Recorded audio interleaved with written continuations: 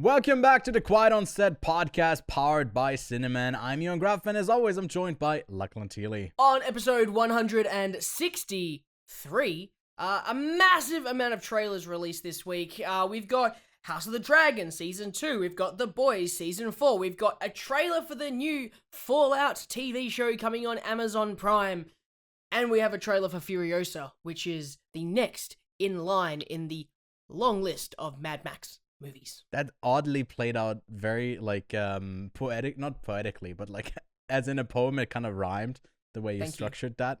So yeah, shout out to that. I watched the movies this week as well. Some great ones, some truly horrible ones, including the Holdovers, Freelance, It's a Wonderful Knife, and Family Switch. I'll let you make your own judgments which of these might be bad and which ones is good. And Lachlan watched two more Ridley Scott movies, Gladiator and Thelma Louise. Finally, Ewan and I saw this movie in May at Cannes. Yeah, I always fuck that up. Yeah. No, you Now, we cover it in December. Wow. Because it's the only way, maybe legally, but only way that you can actually cover this movie. Mm-hmm. That's right. This week, Ewan and I caught the latest Todd Haynes film releasing on Netflix, May December again. Did I love it on the second watch, or did I fall asleep again? Who knows? We shall discuss it very shortly. Who knows? In this very statutory, I don't want to say the R word in the first 2 minutes of this YouTube video. Probably shouldn't say that, but you know, with the theme of this, it would be in theme of this. Okay, let's just cue the intro. We are professionals. This is a professional podcast. Yes. Breaking Bad and Better Call Saul. Hello there. Which actually, did you this get is me gonna a be hat a as bit, well? Yes. So I've got Dooncam. It's just a camera with my Dune Steelbook. All right, welcome back. Like you said, big week for trailers. Big week for trailers that we care about. There's always trailers that come out, but usually we like look and then we don't click. Care. And this time we clicked on all of them. I clicked. Yes, we did click, and we sat our white asses down and watched the Furiosa trailer. Like you said, the 5th movie. Directed by George Miller as well. It's one of the rare franchises where the director stays on to do all of the installments. And I mean, I'm right back in the driver's seat. I'll probably be a what is it called? Like the princess thing? Front seat princess. What is it called? Passenger princess. Thank you for Furiosa on this wild ride. And I just really like the style that it kind of keeps from Fury Road. Seems to be a smaller story, more traditional story, not just like a big old chase. But I'm very keen for Furiosa. What did you make of it? I am excited. I'm pumped. Very similar visual style to Fury Road, which is awesome. Obviously, with Fury Road, there was a lot of prep time. And if I'm totally honest, like, it's almost been 10 years since Fury Road, so there's been plenty of time to prep for this one. But what I will say is that this film did go through some bumps and some very rough moments in its production that could be worrying, but I don't want to judge the final product until I've actually seen it. I know George Miller can make some great movies, and to see him maybe not do as much action, but do more of a, as you said, smaller narrative, then and also to expand the Mad Max world a little bit more, because I feel like this looks like it's got a lot more locations and interesting characters to explore. There were some reactions that came out of the trailer premiering saying, "Oh, the CGI looks off" or something like that. I think it completely nails the style that it goes for, and some of the high frame rate stuff or the low frame rate stuff, actually, I don't know. I actually don't know. But like some of the sped up things in this universe, or that we got to see a bunch of in Fury Road. And if that visual cinematic language was so exciting that I'm very keen to see if it also works in this other story. It couldn't jive well with the new story that they're trying to tell, but Anya Taylor-Joy is great. Chris Hemsworth, I think looks interesting, different from what we usually see him in these hero roles, because everything's so like dirty and everyone's just a mess and disgusting, and it's it looks really interesting. I'm very keen, and we don't have to wait for it that much longer. It's supposedly out on May 24th. Might be one that like opens in Cannes. I wouldn't be surprised. I mean, his last movie screened there as well. Didn't do super well, but it played there. But yeah, that's that for Furiosa. And then The Boys are back in season 4 already with The Boys. Wow. Quite surprised that we're already there. I think this is a great first teaser trailer that, like The Boys can do with its trailers, can just show you some crazy shit, and you're like, oh, there's some crazy shit happening, a lot of death. And that's probably how the season is going to play out as well. That's kind of how it always goes. It hasn't gotten stale yet, I think. It's like it has to walk the line closely to figure out to keep this interesting. But with the type of spin-offs that they've been doing with Gen V and supposedly a Mexico spin-off in the works where the writer of Blue Beetle is involved, and Diego Luna and Gael Garcia Bernal, could be very promising to expand this world in a way where it makes sense, not just like to make it bigger and all connected, but its own separate stories. And I think The Boys with Gen V has done that very well. I hope they continue to do that, and the main storyline is intriguing still. Jeffrey Dean Morgan gets added to the cast. They're basically getting the Supernatural cast on this this show. Was he also in Supernatural, Jeffrey Dean Morgan? Yeah, he plays Sam and Dean's dad. Ah, okay, yeah. I just in the first most notably, I guess I know him from Watchmen, but then also from The Walking Dead, where I think he's still on The Walking Dead, although that show has ended. They've started a spin-off this year where he's one of the 2 lead characters again, so he's not shaking loose of that franchise. But yeah, excited to see him in there. He's a great actor, and I mean, just looks like chaos, right? Anything else you kind of caught watching the trailer? Nothing that I could see. I haven't watched Gen V yet, so maybe I should jump on that bandwagon and give that a watch. But for me, no, I'm just excited to see where this season of The Boys goes, because unlike some other TV shows that do the same thing over and over again, this is one that always seems to be quite enjoyable and fascinating, and at least it seems like, and I think this might be what it is, the actors are having fun. Yeah. So it always feels fresh. And I always feel like these actors are having a great time playing these characters. So for me, that's exciting, so I'll keep watching. And Anthony Starr as Homelander is just so dang intriguing.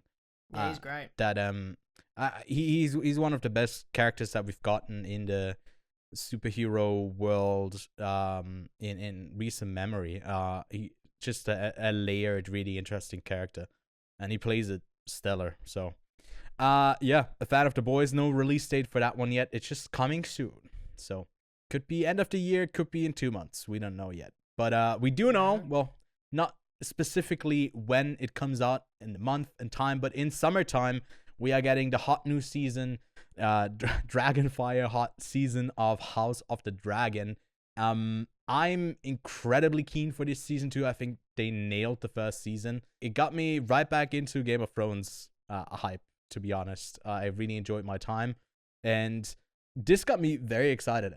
Did it make you feel anything? Did you like, I don't know, are you really anticipating it, or going in lukewarm, not scorched?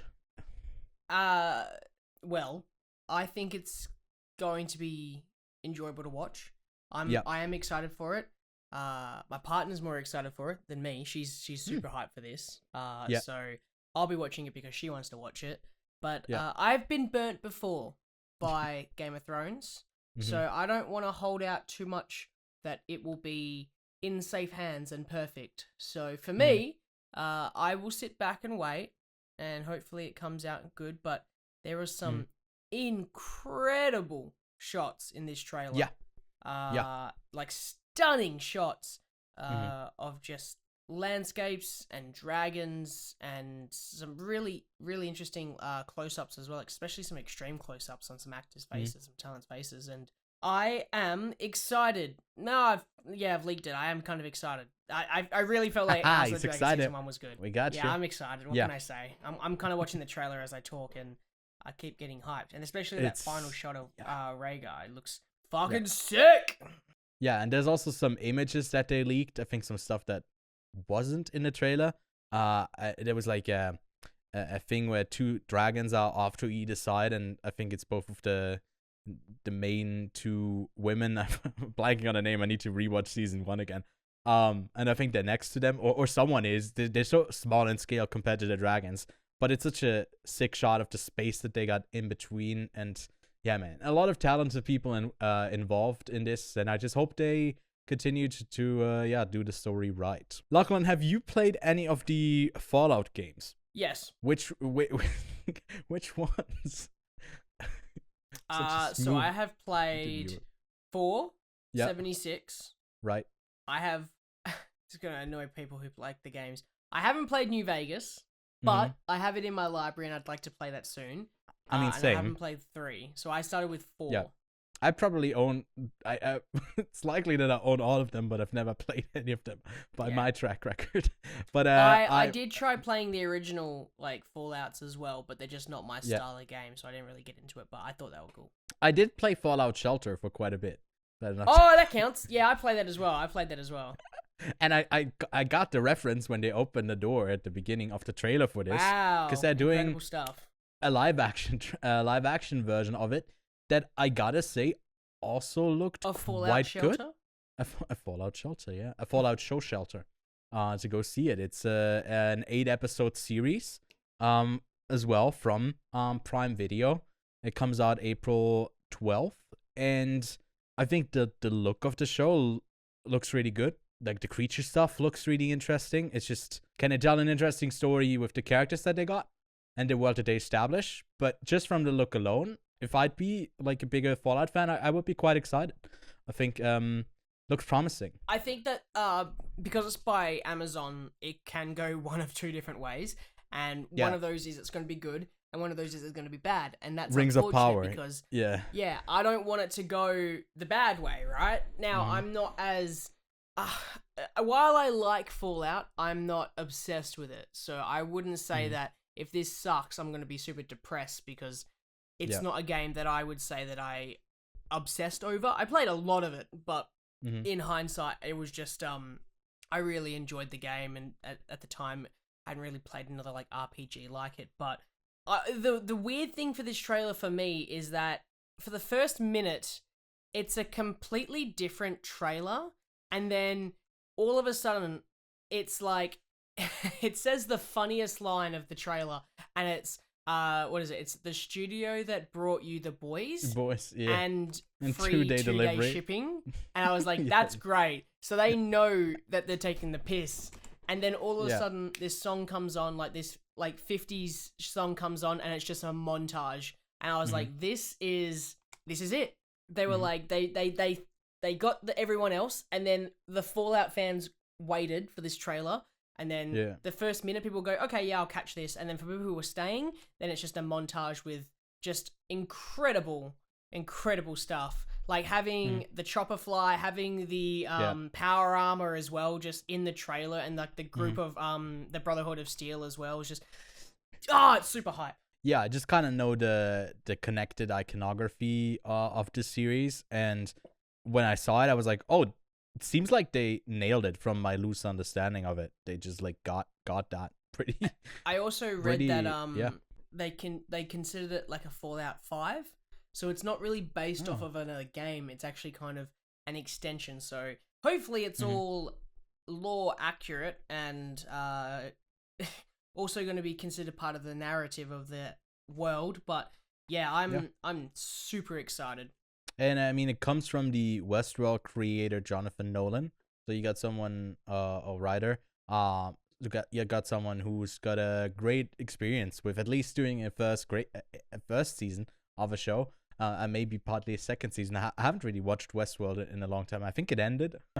I just kind of fell off. Yeah. But if he brings that like character stuff, which was really intriguing in Westworld, to something like this, I think the setting is ripe for some really really good moments.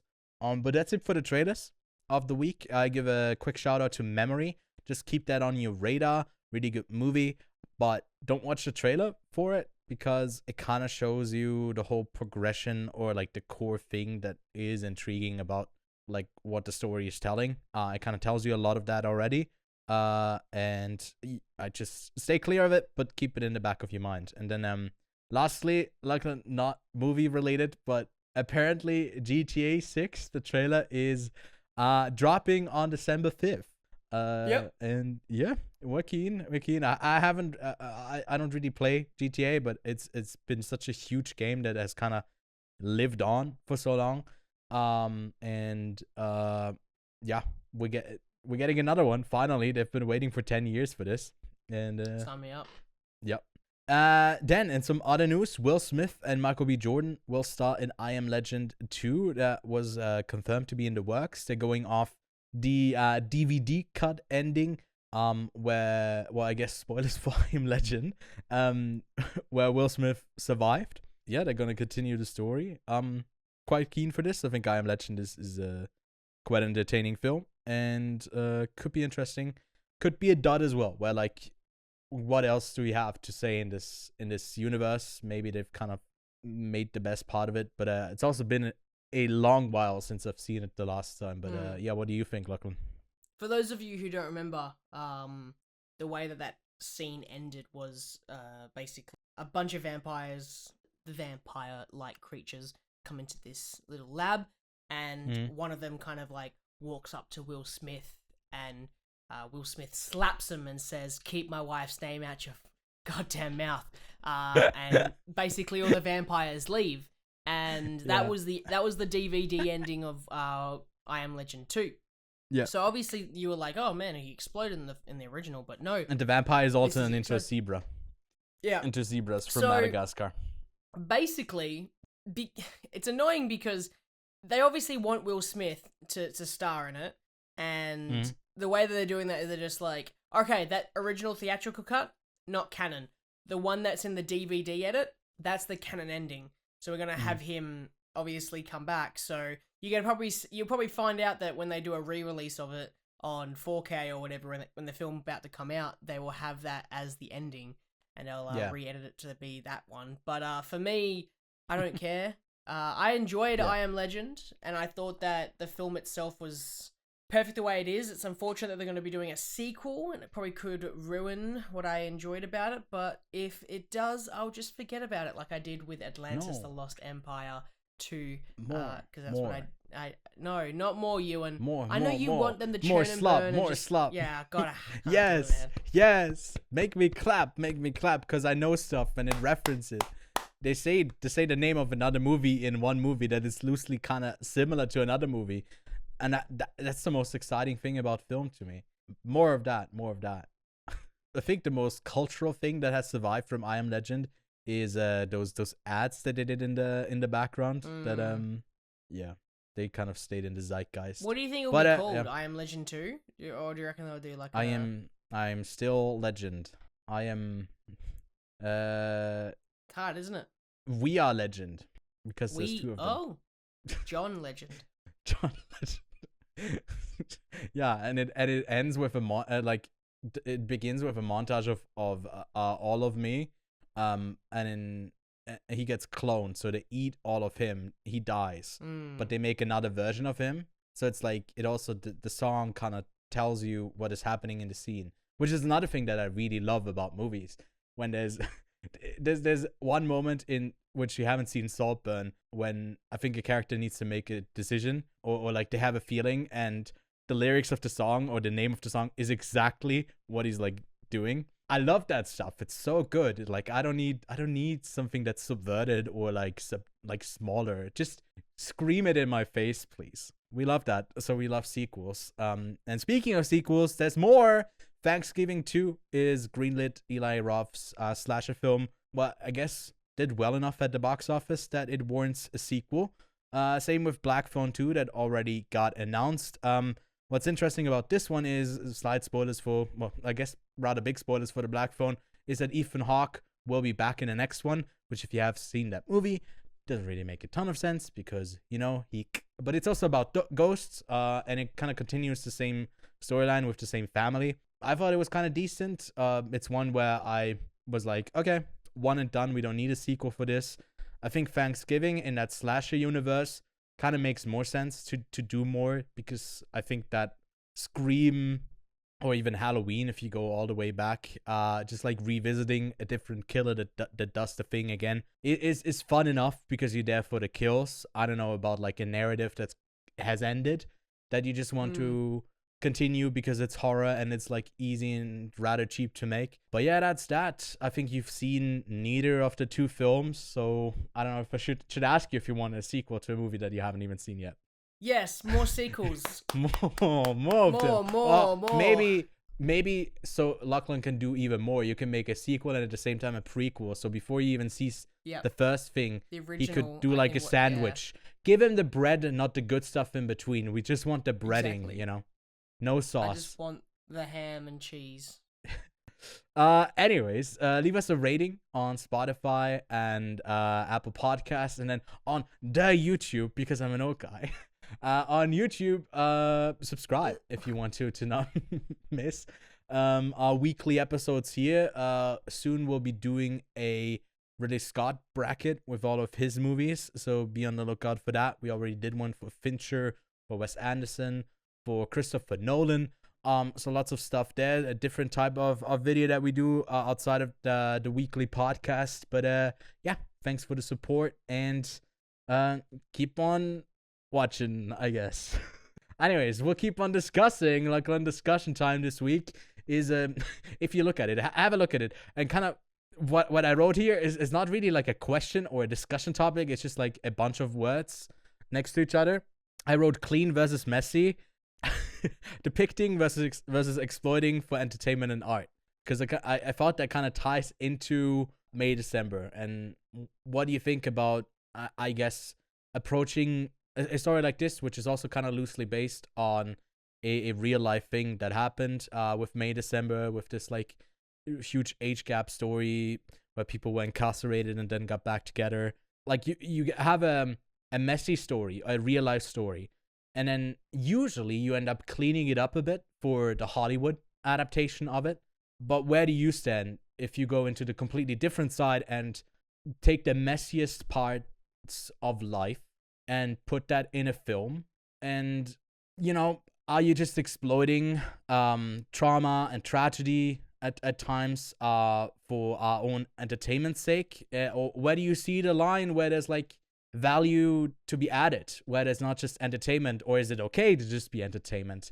So as you can see, there's not really a discussion time. It's just like my rambling thoughts that I had while watching May December resulted in this. But yeah, Lachlan, anything to add to this, whatever it was? No. It looks very confused. I don't know. No, I don't. No, I don't have anything for you. I'm sorry. We had a little bit of a discussion about this in our Discord the other day, where someone brought up a movie that was about a shooting in Tasmania that resulted in stricter gun laws in Australia, and there was a movie made about it a couple of years ago, and I hadn't seen it. It's called Nitram, and we had very different opinions on like if a movie like this is inherently something that just causes more, like there's no benefit of having this movie, or is there actually like a artistic benefit to have it exist? And that's kind of another reason why I have this messy thing in discussion time this week. But I don't know, do you have any thoughts on that sort of stuff? You're bound to make the same mistake if you don't have it written down. What do you mean? Well, if we just forget about what's happened in the past, you're just going to make the same mistake. So, yeah. Unfortunately, while I think that there could be renditions of an adaptation that take a more negative route, I do think most adaptations are to look at it from a different perspective. And I think that Elephant is a great example of a tragedy looked at through I guess a different lens, which is funny because you shoot it with a lens. How great is that? Pun. Elephant's a great example of like the Columbine shooting, and I will appreciate that. But I guess it just depends how close you are to the topic, how close you were to, like, I'm sure people who experienced the Columbine shooting don't watch anything associated with the Columbine shooting. Similarly, I don't think many people who had a very close relation to the Port Arthur shooting would have had anything to do with NitRam, but I don't think that the films are made for them. I think it's there for other reasons. So while I think that I get the point that, you know, don't try to make a profit off of a tragedy, and I think that's a perfectly valid thing. You probably shouldn't try to make money off of a film for entertainment value off of a tragedy. I do think that they do have their place in the world, especially because originally movies were used as propaganda. I mean, a lot of times, films were used not just for entertainment, they were used to get a message across. And that could be a positive message or a negative message. Movies have always been around to explore aspects of the world.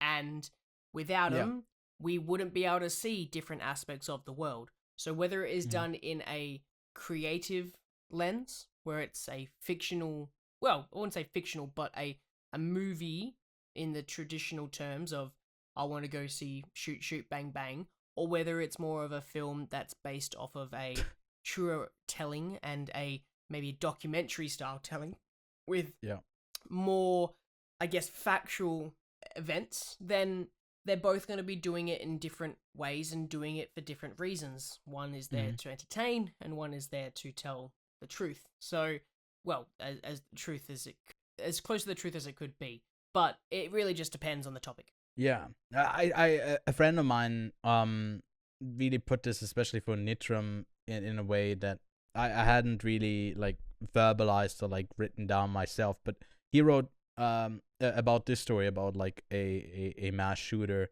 that, like, because even if you have the best possible intentions and take the least exploitable route, you're still either giving far too big a platform to someone who doesn't deserve one, or you intentionally or unintentionally, it doesn't matter, end up humanizing someone who shouldn't be humanized. You can't win.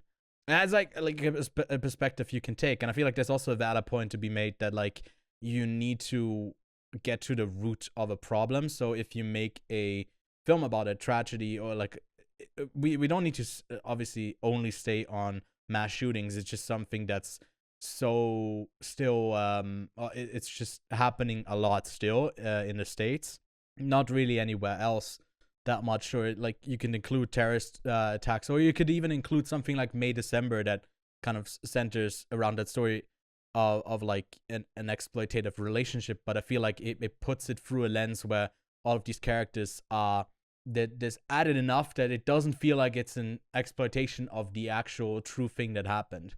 And obviously no one died, so it's like you can't compare the same, and it's not as controversially discussed, obviously, just for that aforementioned reason.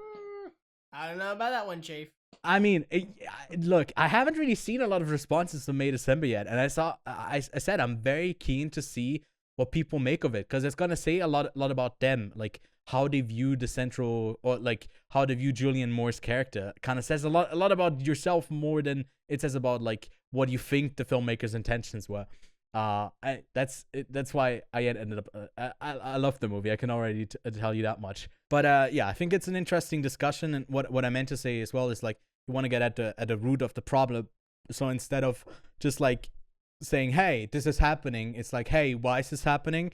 And how can we counteract it?" And a movie like that dives deep into the perpetrator could kind of go into an analysis of maybe showcasing that part of it. And I mean, even with the best intentions, like my friend Luca Bruno, whose review I just wrote, said, is like, it doesn't really matter. You still give that person a platform, which, I don't know, there's the argument. Are you causing more harm than you do good with this, making it like a mediascape? But ultimately, art is like something where it should be a process that is also challenging, and it's controversial, and yeah.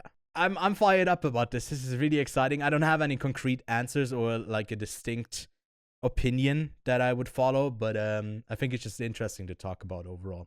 But yeah, I think that concludes discussion time. So let's get to what we've been watching this week.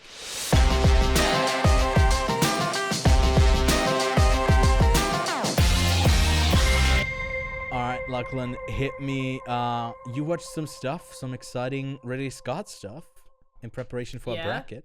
So tell me. I watched Thelma Louise and Gladiator, which I will keep my opinions on them short, because the opinions should be shared in the bracket. Yeah. No spoilsies here, but I mean, it wasn't your first time. But they're both fucking great.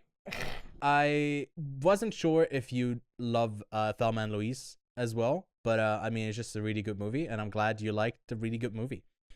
I'm glad they're both excellent. They're both great. They're both. I can see why Ridley Scott got his acclaim with some of these movies, because obviously I mainly know him from Alien and The Martian, and a couple of other ones, right? But my main thing is Alien, and obviously with these movies you kind of go, oh yeah, you know what? I see it. I see why he made a name for himself, and people would like to work for him because he made two of the greatest movies, and they are so different from one another. I think Thelma and Louise and Gladiator are both high-rated films, and they are so polar opposite for what they do.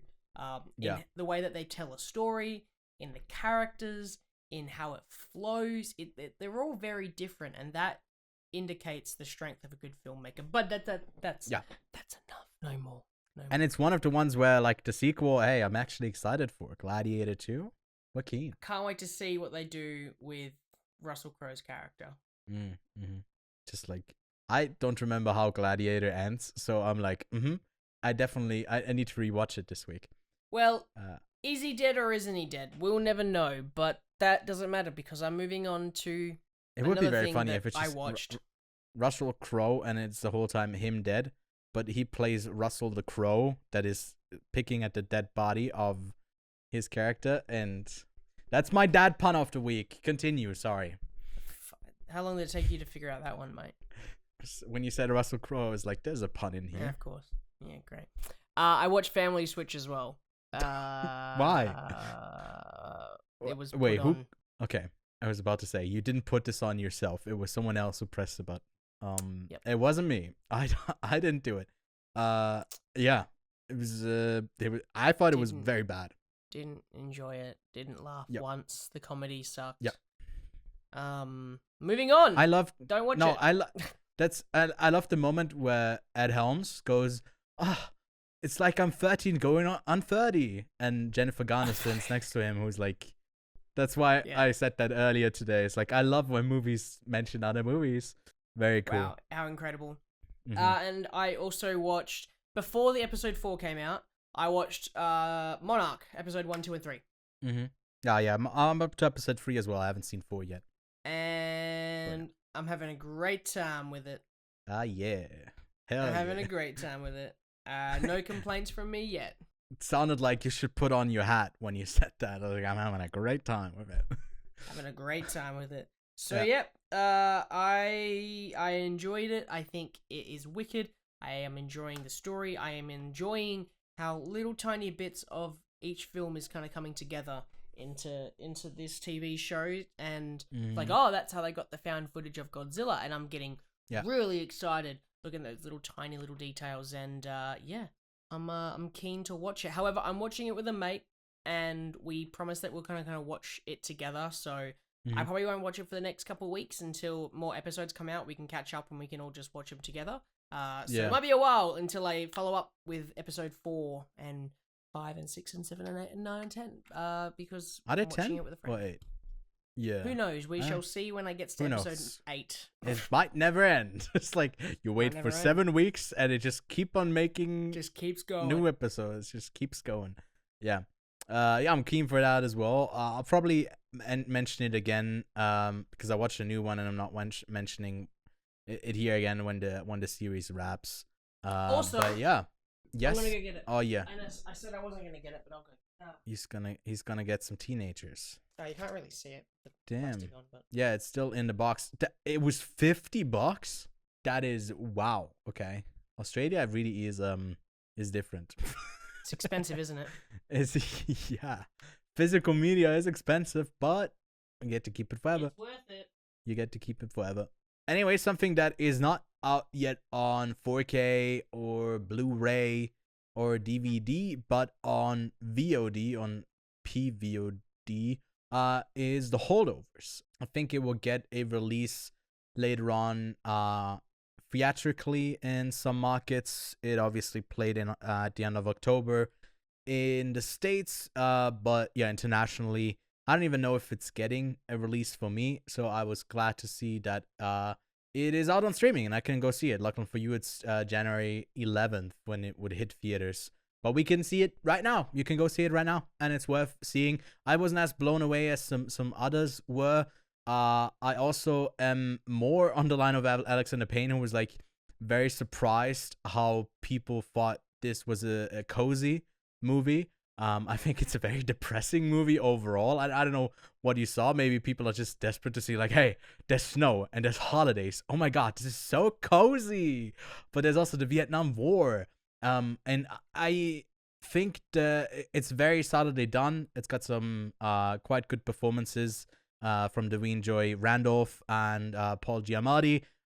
Didn't mind the teenage kid, who, by the way, I'm not hating on a kid because he's probably like 25 playing a 17-year-old. But I think it's one of his first roles. He was fine. The story is also it's fine. It's very good character moments, but like a solid 4 out of 5. Like a really good movie, don't get me wrong. But I was expecting to be touched and really emotionally moved, and I wasn't really that much. I kind of felt everything coming like a mile away before they like set it up. But still worth seeing. It might be one of your favorites of the year. Yeah, if you like it more than I do. Then yeah, Cop Family Switch. Stay clear of that movie. Truly horrible. Even worse, but even worse is Freelance with John Cena and Alison Brie. Clearly they saw The Lost City and were like, hey, let's do put some famous people in a movie. Sandra Bullock, Brad Pitt, gotta be a hit.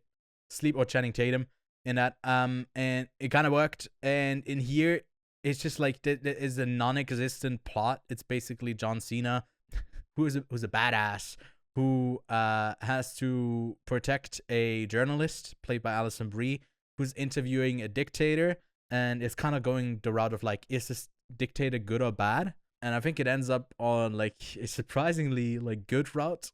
To kind of spoil it here, it's just such a bland movie with no character whatsoever. So stay clear of that one. It's a Wonderful Knife. Lachlan, you get the pun? Yep.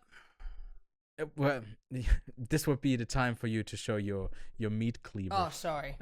Yeah, it's yep. He definitely gets. He's a man of knives. So that is a wonderful knife. I'd give your knife like a 4.5 out of 5. This one 1.5 out of 5. Wow. I think it is one of those films that unfortunately comes after It's Totally Killer, that had a similar premise of like going to that there was time travel. Here it's like a parallel universe. It's got an exciting cast. Like Justin Long gets to do a really silly portrayal of a basically a psychopath, like a killer in this, which, by the way, spoilers here, he is the killer. But it's not really something that is a mystery. They tell it to you. But it's like as soon as the character comes on screen, it's like, oh, that guy's the killer. It wouldn't make any other sense, and that ends up being the case. But I didn't really like any of the performances. The dialogue was abysmal, and the kills were kind of boring as well. So for the sake of like a good slasher, I think that one really didn't deliver. I'd say go see Thanksgiving over it. And then I caught up with Rick and Morty as well. Lachlan, you watched up to episode 7? What are you up to? Another one released just today. I haven't seen the latest one. I haven't seen the latest one. I gotta say, like, I didn't love season 6. I think it kind of was a bit of a miss for me. I know you still liked it quite a bit, but this one has some bangers, like the episode 4 with the spaghetti stuff. I think is really entertaining. Yeah, episode 7 is also another like really good one. Episode 6 with like the Observer, really entertaining and just good humor stuff. Like it still is like clever without like the online way of like pushing back your glasses and snot like pulling your snot back up in that kind of nerdy way. And it's fun. I can recommend season 7 of Rick and Morty still, and you wouldn't even know that they changed the actors. And then finally, John Woo has a new film out in theaters called A Silent Night. I didn't watch that one, but off of a recommendation from Kevin, who's part of the team as well, I watched Hot Boiled.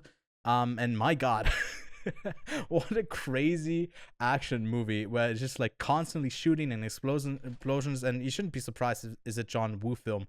But yeah, I can recommend that one. It's from 1992. Hasn't aged like super well.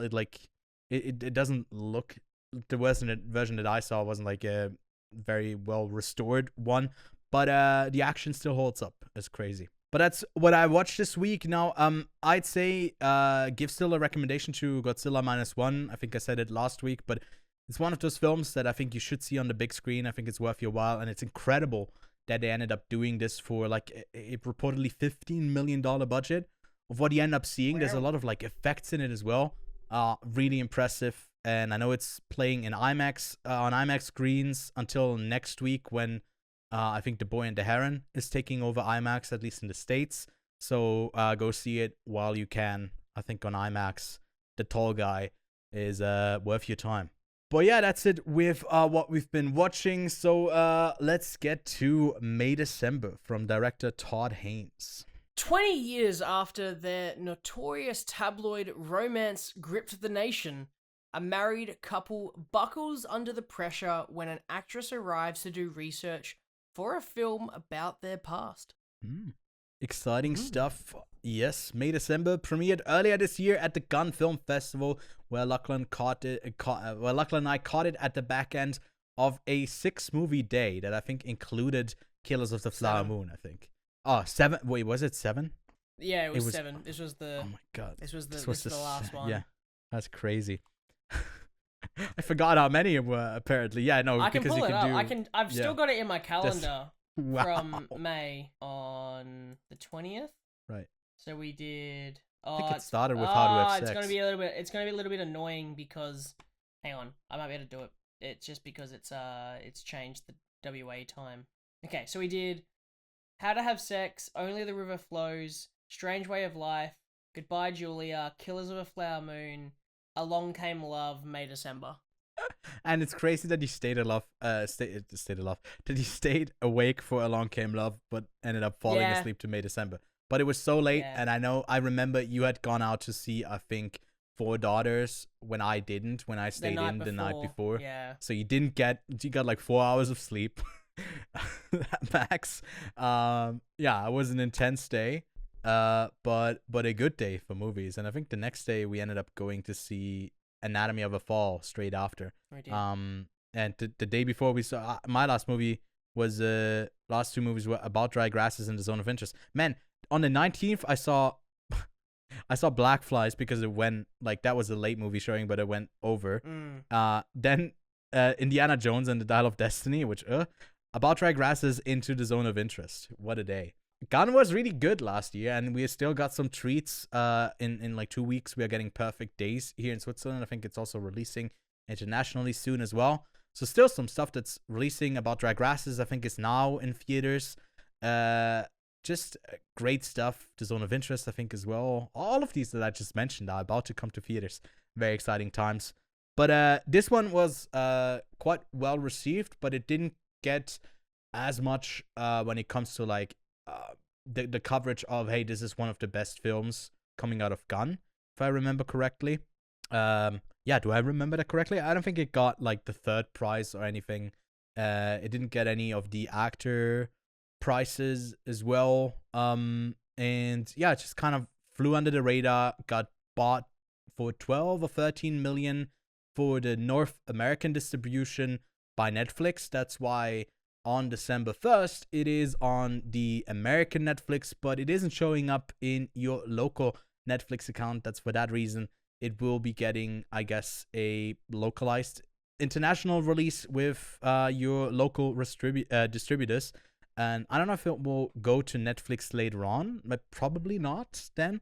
I'm not entirely sure, but yeah, people have been raving about it, especially critics. That Metacritic rating is quite high at 85. And on Letterboxd as well, it's a 4.0 at the moment. On IMDb, a 7.4.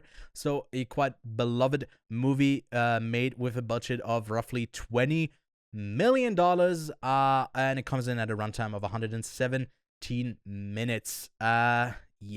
It was one of my favorites coming out of Gunn. I think you liked it quite a bit, but we talked about it. You couldn't stay awake for the whole thing.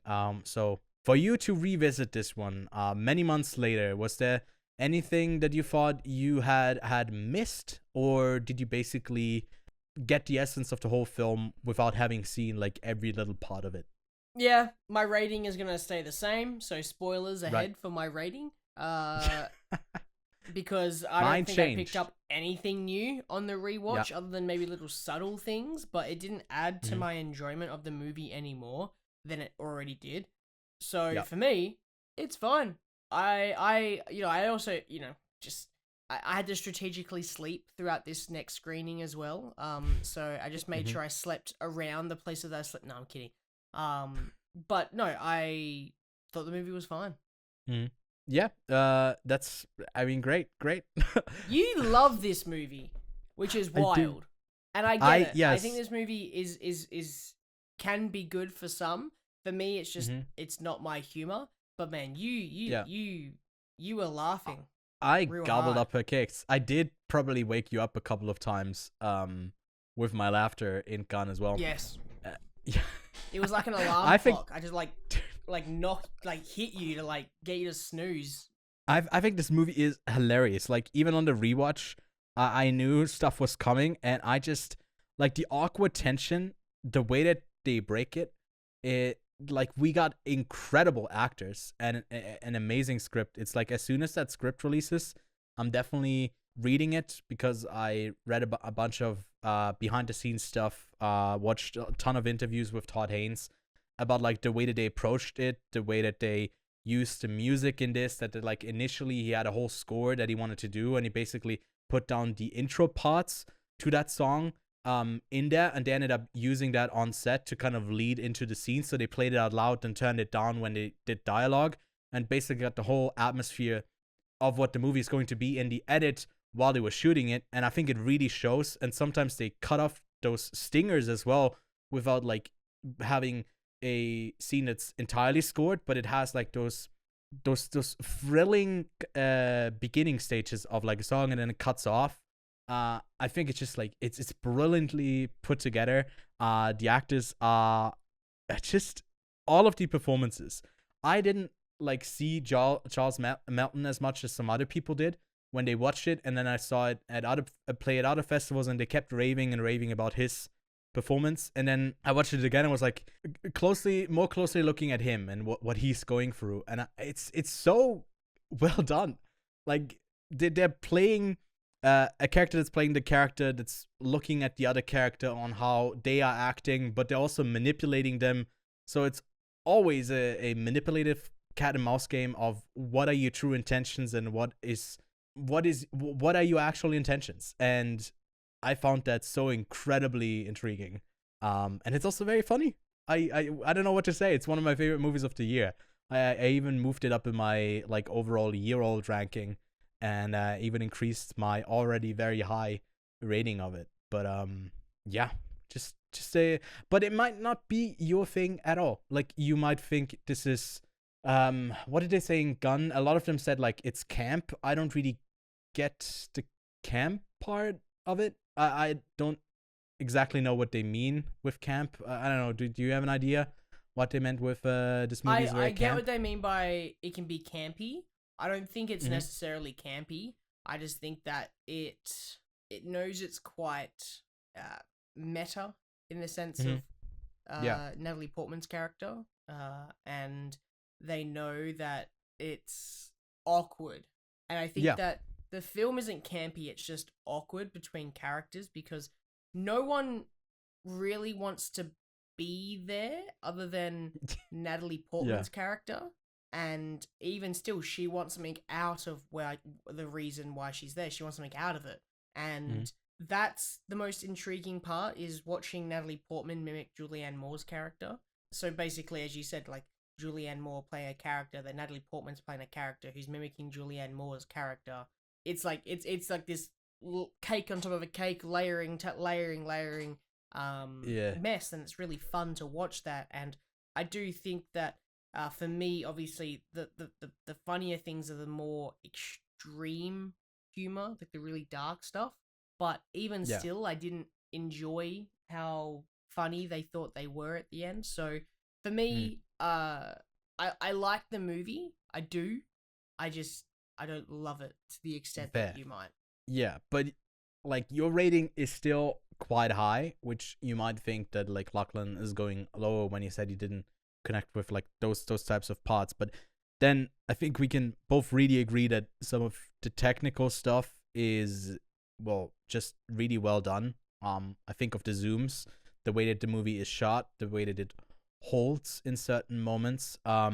And I think we also want to talk about like specific moments as well. I think that's the only way to get into this. So we'll do a spoiler warning here. Again, you can go see it right now. You just need to, you can not sponsor, but you can get like the Opera browser, and it has a VPN included. You can just set it to the States, and I guess you also need a Netflix account.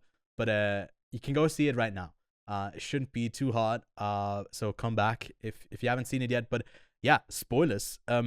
There's certain moments that are just like perfect to me. I really liked the moment that Joe gets when one of his insects, the monarchs, finally becomes like a flying thing, and he flies away, and he does that. He like frees something that he has to nourish and help grow as like a person who was kind of caged in this and didn't have the room to properly nourish, and he has to let something go that he was able to let go.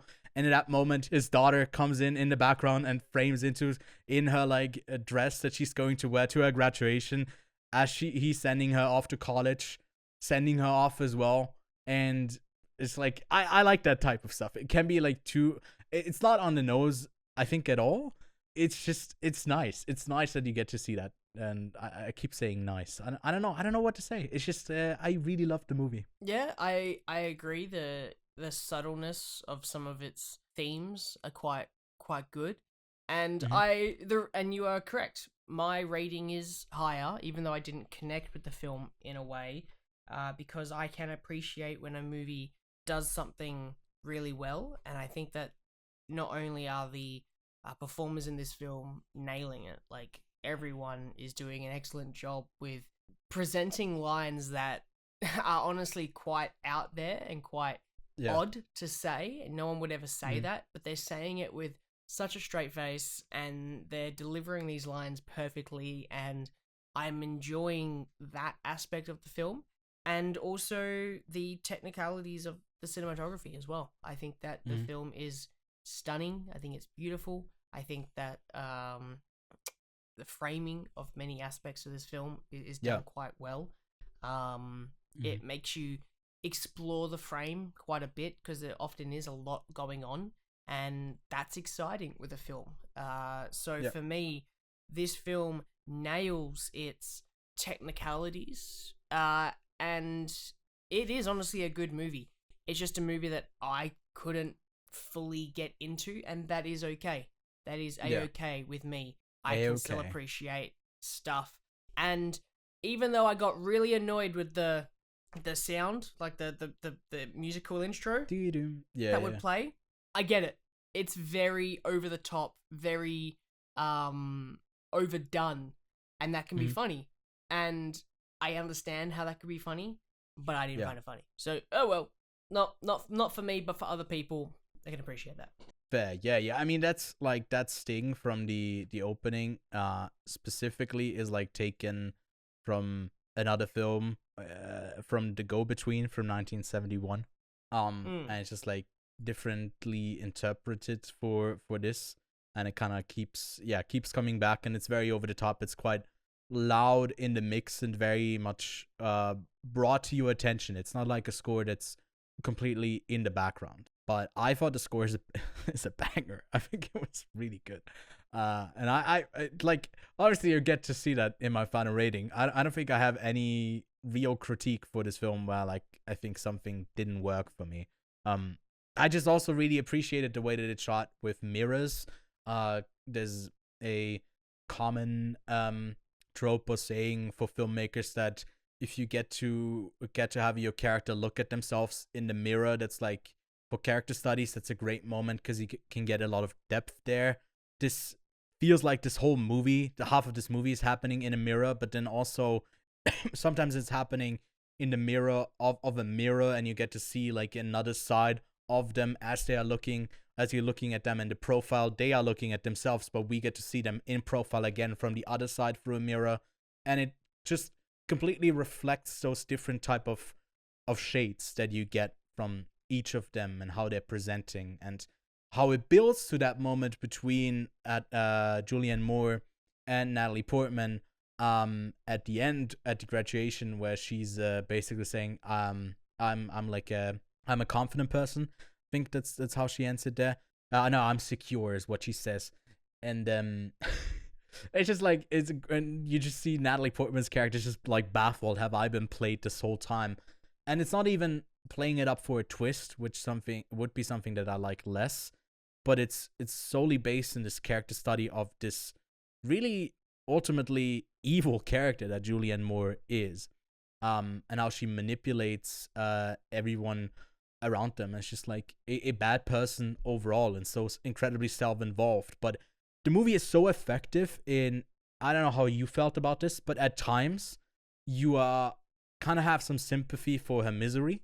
At least I did, and it's to me that was very intriguing to kind of see that depicted. But it ultimately doesn't go down that road of like humanizing her too much, but understanding a really complex relationship that she and Charles Melton Joe are in, and navigating that. I think like another thing is like, it's also in the trailer, where he goes, I don't even know if we're in love as much as we say we are.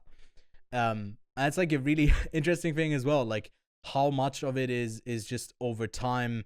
You get complacent with the abuse that happened, and you stay within it, in it, because it has just become your norm, and you don't even process what's actually happening to you. And that's what's so intriguing about Joe as a character, because we get to see him make all of those processes in real time as his kids are making them. He gets to do them for the first time as well. It's just some really good performances that you get out of those moments from him, specifically rooting for him to get like awards attention as well. I think his performance is really another standout. But yeah, anything else? I don't think it seems like you have much to add when it comes to your thoughts, I assume, or anything else that stood out to you, like scenes that you liked. Not really. I mean, if you want to know more thoughts, did we even talk about this? I feel like we talked about the movie on one of the previous episodes, but yeah, I don't really have much to say because I don't connect with this film as much as other films that I have connected with in the past. That even though, you know, there are other films that you can connect to differently for different reasons. It may not be like the subject matter, or it might be just something else, but there's just something about other films that, you know, you just find that you can connect to them better and they're just more enjoyable. Lachlan even if they are needs a often big more boom. boring. He needs a big boom I just had this in on my his desk. movies. So I just wanted to bring that up. But I was Yeah. raising a Otherwise, it would have been Steelbook. Lolita. Whoa. That's the pedophile movie that Lachlan likes. Wow. But no, I don't have much to say with this one because Yeah. again, I know that you can talk about it for hours. I'm sorry. I could. Well, I also would repeat myself and just say that's nice. That's nice. I probably, if I went on to go into a monologue, I would need to spell it out a bit more, and I didn't do it as much here. You might have noticed that. But I'm just also a huge fan of Todd Haynes. One of his other films, Carol, I think is a perfect film. I really adore that one, and he's just someone who's obviously someone who's very secure in like film history and trying to pull from it in a way that doesn't feel like he's just imitating something, even if he is. Like that scene where they like a lot of the stuff in Persona from Ingmar Bergman, it's also like very similar to that, the way that they are like exploring each other as people, very similar motifs in the way that it's shot, like in the same frame looking at each other. Like a lot of that stuff definitely is like referenced, but he uses it in his own visual language that I just really connect with. So he's just a filmmaker that I quite enjoy. So that might be why I end up giving this a perfect 5 out of 5 rating. You know, it just might be that I bumped it up from a 4.5 to a 5. Wow. Yeah. I just really like it. It moved up. I moved it above Hitmen, the new Richard Linklater film, and Past Lives. It's my second overall of the whole year. It's a film that I really like. Yeah, bumped it up. Only film above it is Perfect Days at the moment. Yeah, it might. I don't know. Hitman might overtake it. I really like Past Lives, but the more I think about it, I think it doesn't really stand out to me in every single moment. And I really like the thing is, I also gave Past Lives like a 5-star. This is also a 5-star at this level. Talking about incredible films, who cares where you put the rating? But I just told you where I put the ranking, so that's kind of my mistake. I really like May December, and I hope you check it out, even if you hate it. Go give it a try. But yeah, what about you, Lachlan? You said it's staying the same as your rating back in Cannes. Yeah, I'm leaving it at 4 because I appreciate what it is, and I think it's a really strong movie. It's just, for me, it didn't connect. And who knows, for whatever reason, it didn't connect with me. I don't know. Can't do it. That's fine. A movie that you don't connect with and you give a 4 out of 5, I mean, I'll take it. That's already good. We'll also try to watch some Todd Haynes movies to see if it's maybe just he's an incredible director and he just makes some strong films and this one just didn't connect me. But yes, I hear there's some other ones that are quite good. Quite good. And his next one is with Joaquin Phoenix. And he's gonna play a queer Mr. character Phoenix. in the 1930s who's in an interracial relationship. Yes. What he was in that movie? No, was that him? Joaquin. Wait, what are you saying? Okay, I heard you say Walk-In, and I thought you were mentioning the Casey Affleck movie. Or was he in that biopic? Okay, never mind. I'm getting all sorts of mixed up right now. So let's just get to our double feature picks for May December. Mine's pretty easy, because I want to talk about a movie that makes you think, and I talked about school shootings earlier, so we need to talk about Kevin. Fair, okay. Nice connection here. Dark subject matter. Yeah, really dark. I'm going with a romance. Rooney Mara, Cate Blanchett, in 1950s. Lolita. Nice. No, I'm staying with Todd Haynes. I'm not going to the Kubrick. Or is there another Lolita film that's not by Kubrick? I forget. Or is it just the novel? There I is. guess. Is there another one? Man, they just love pedophiles in movies, man. So many of them, on and off screen. Carol, though, is an amazing film set in the 1950s around Christmas time, so it's kind of the best time to go see that film as well. It's incredible. It's not a 5-star from me, from Todd Haynes. So go give it a watch. Then when it comes to the new releases of the week, we are getting Hayao Miyazaki's Studio Ghibli's The Boy and the Heron, finally worldwide release as well. I think it's even playing in some IMAX theaters if you want to see it on the biggest screen possible, and we'll be talking about that one as a main review next week as Lachlan gets to see it for the first time as well. And then out in limited release in the States is Anselm, Wim Wenders documentary about, Anselm, the artist. Pretty solid doc. I saw that one earlier. I got to see that one earlier this year as well. A Little Prayer, also pretty decent film about a family who, a man who tries to protect his father and a daughter-in-law when he finds out that his son is having an affair. Yeah, it's an alright film. Give it a mild recommendation. And then Poor Things. If you can see Poor Things, then my God, run to the theater. It's gonna be the hot gossip, the hot talked about thing of the year, and in award season, definitely go seek it out if you can. And an Origin, the latest from Ava DuVernay, taking on a thesis and putting that into a narrative feature. Really interesting. It's only out in an Oscar qualifying run at the moment, so it might just be just Los Angeles and New York. But if you can see it, go give it a try. Then in Switzerland and in Australia, we are getting the theatrical release of Maestro, that film from Bradley Cooper about Leonard Bernstein, is releasing on Netflix on December 20th. So if you don't want to see it in theaters, then I guess you can wait. But it's another one that I'd recommend on the big screen. Especially the first half has some incredible visuals. So yeah, worth your while. And then we are getting Wonka early. I don't know why we are getting Wonka early. We're getting Silent Night from John Woo next week, but for some reason we are getting Wonka a week early. So I don't know. I'll talk about it next week already in what we've been watching, and then later we'll dive a bit deeper into that one. And then here in Switzerland, we also are getting How to Have Sex. We talked about this earlier today. May December was the last movie of that 7-movie day. How to Have Sex was the first one. It's still one of my favorites that I got to see in Cannes. So go seek it out if you can. But that's it for this week. Lachlan, next week we are spreading our wings as the heron. Wait, do you think between the two of us, who would be the boy and who's the heron? Is this actually like really telling what do you think about our relationship? Like between the two of us, who's the boy and who's the heron? I'm gonna assume I'm the boy. Yeah, it's just kind of by default. It's also not, maybe I couldn't make the case for the boy when it's like one of the weeks where I didn't shave. So I'm gonna go with the grotesque, the heron. Cool. It's kind of an own goal that I scored here, but we'll be talking about that one more extensively next week. I'm looking forward to it.